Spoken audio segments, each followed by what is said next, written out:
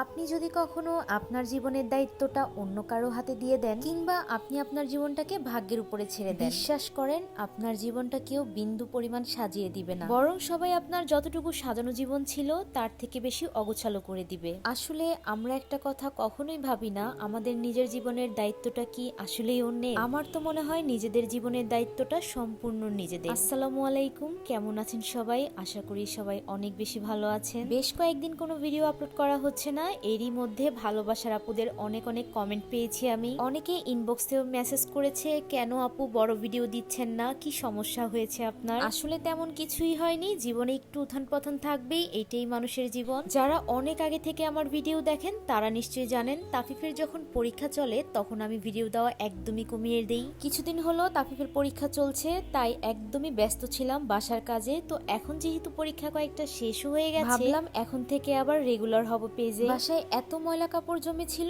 মনে হচ্ছিল এগুলা কয়েকদিনে ধুলেও শেষ হবে না। আর যেহেতু এখন সকালবেলা, আমি সকাল সকাল তাফিফের কিছু কাপড় ধুয়ে দিলাম। একটা ওয়াশরুম জুড়ে শুধুমাত্র তাফিফের ময়লা কাপড় ছিল, ভাবলাম এগুলো আগে ধুয়ে রোদে শুকিয়ে নিই।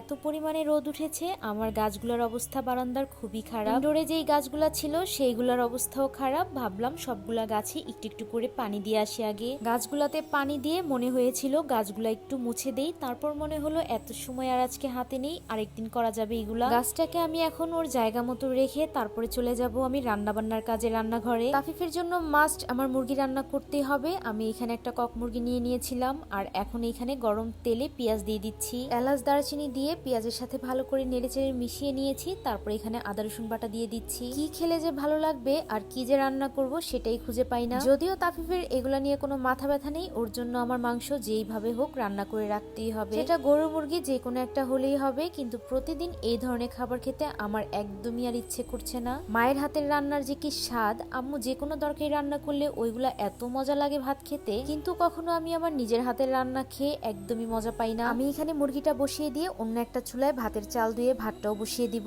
মুরগি রান্না শেষ, তার সাথে আমি অল্প করে ভাতও রান্না করে ফেলেছি। তাফিফকে যখন ভাত খেতে বলি তখন তাফিফ বলে ভাত খাবো না, পোলাও রান্না করে দাও। যতই এখন জোর করে ভাত খাওয়াই না কেন, মনটার মধ্যে একটা খুঁতখুঁতি থেকেই যাবে, তার কারণে আবার পোলাও রান্না করতে চলে আসি। পৃথিবীর সবার কথা ফেলতে পারলেও একমাত্র তাফিফের কথা আমি কখনোই ফেলতে পারি না। কিছু বাচ্চা আছে যাদের হাজার রকমের বায়না থাকে, তাফিফেরও ছিল একটা সময়, কিন্তু এখন সেই বায়নাগুলো আর একদমই নেই। তাফিফকে যেইভাবে রাখি, যেটা দিয়ে রাখি, সে ওইটাতেই অনেক বেশি সন্তুষ্ট থাকে। এখানে আমি অল্প করে পোলাও রান্না করে নিয়েছি। তাফিফ যেন দুপুরে, সন্ধ্যায়, রাতে ওর যখন খেতে ইচ্ছে করে তখনই খেতে পারে। এই তো তাফিফের খাবার রেডি করে এখন খাবারটা ওকে দিয়ে আসবো। আর আমার কেন জানি এখন না খুব বেশি খিচুড়ি খেতে ইচ্ছে করছিল, তবে এটা নিজের হাতের রান্না করা না, 300 ফিট যে হাঁসের মাংস দিয়ে খিচুড়ি। একটা দোকানে একবার খেয়েছিলাম, সেটার টেস্ট আমি এখনো ভুলতে পারি না। তাফিফকে পোলাও দিয়ে আমি এখানে ভাত বেড়ে নিচ্ছিলাম আমার জন্য। তারপর বিকেলে ঘুমিয়েছি, আর ঘুম থেকে উঠে সোজা চলে গিয়েছিলাম 300 ফিটে। ওইখানে যাওয়ার পর এই জায়গাটা এত বেশি সুন্দর, এখানে প্রায় 1 ঘন্টার মতো বসেছিলাম। এখানে বসে প্রকৃতির হাওয়া খাচ্ছিলাম, সাথে গরম গরম চা। যদিও এটা আমার এলাকার আশেপাশে, তারপরও এখানে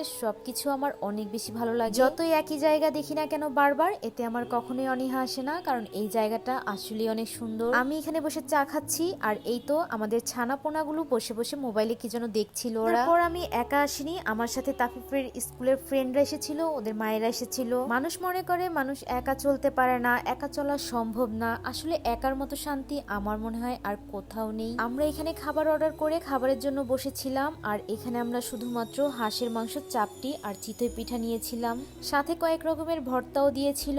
আর এখানে আসার পর কেন জানি মনে হলো যে না, খিচুড়ি খাবো না, হাঁসের মাংস, চাপটি এইগুলোই খাবো আমরা। চাপটির সাথে ওরা একটা ভর্তা দিয়েছিল, আর এই ভর্তাটা অনেক বেশি মজা ছিল, যেটা সরিষা ভর্তা। এখান থেকে খাওয়া দাওয়া করে আমাদের যেতে যেতে প্রায় রাত 10টা বেজে যায়, বা এরও বেশি সময় হয়ে গিয়েছিল। আমরা এখানে খাওয়া দাওয়ার পর একটু হাঁটাহাঁটি করি, কারণ এখানের পরিবেশটা অনেক বেশি সুন্দর। যত রাতই হোক না কেন, নিজের দেশ বলে কথা, এর চেয়ে শান্তি আর কোথাও মনে হয় নেই। কেন জানি মনে হচ্ছিল আরো অনেকটা সময় ঘোরাঘুরি করি, যেহেতু সাথে বাচ্চারা ছিল এর জন্য আর বেশি লেট করিনি আমরা। যাওয়ার পথে এখানে তো বাচ্চারা হুমড়ি খেয়ে পড়েছে, কে কি কিনবে, আমিও কিন্তু বাদ যাইনি, আমিও নিজের জন্য এখান থেকে ব্যান্ড কিনে নিয়েছিলাম। এই জায়গাতে আসলে টুকিটাকি কিছু না কিছু তো আমার কিনতেই হবে। আমার যা যা লাগবে, মানে যা যা পছন্দ হচ্ছিল সবকিছু বেছে আমাকে একটা ছোট্ট ঝুড়ি দিয়েছিল রাখার জন্য। অন্যদিকে দেখি বাচ্চাগুলা এই পুতুলগুলার উপরে হুমড়ি খেয়ে পড়েছে। তারপর ওদের মা বাধ্য হয়ে দুই বোনকে দুটা পুতুল কিনে দিয়েছে। বড় হয়েছি বলে কি নিজেদের কোনো স্বাদ নেই সেটা ভাবছিলাম আর চিন্তা করছিলাম এগুলো একটা কিনে নিয়ে যাই। এটা বায়না করাতে ওইখান থেকে ওদের নিয়ে বের হয়ে চলে আসি। আমরা